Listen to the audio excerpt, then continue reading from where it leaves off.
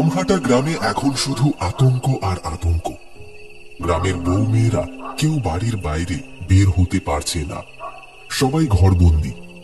কোনো এক অশুভ ছায়ার নজর পড়েছে গ্রামবাসীর মেয়েদের উপর, এই আশঙ্কাই করছে সকল গ্রামবাসীরা।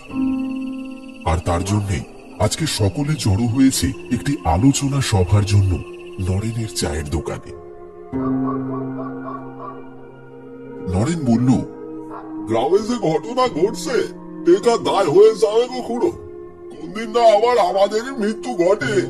কে জানি কার কোন নজর পড়েছে। দিন যত এগোচ্ছে তত যেন বিপদ বেড়েই চলেছে। মেয়েদের মৃত্যুর সংখ্যা তো বেড়েই চলেছে। একটা কথা কিছুতেই বুঝতে পারছি নে, সকলে ওই বাঁশ বাগানের কাছে গিয়ে কিভাবে মরছে। বুঝতে পারছি না গো খুড়ো।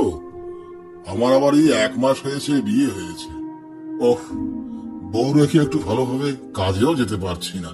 হ্যাঁ, সেসব তো ঠিক আছে, কিন্তু এর তো একটা বিহিত করা দরকার আছে, নয়তো পুরো গ্রাম যে নারী শূন্য হয়ে যাবে। আমার কাছে একটা উপায় আছে। সকলের মুখের উপর কে যেন কথাটা বলে উঠল। দোকানের উল্টো দিক থেকে মৃতপ্রায় সিগারেটে টান দিতে দিতে এগিয়ে এলো শিবু মাইতি। সকলকে অবাক করে দিয়ে পাশের বেঞ্চিটাতে এসে রাজকীয়ভাবে বসল। তারপর সিগারেটে একটা টান দিয়ে ধোঁয়া ছাড়তে ছাড়তে বলল,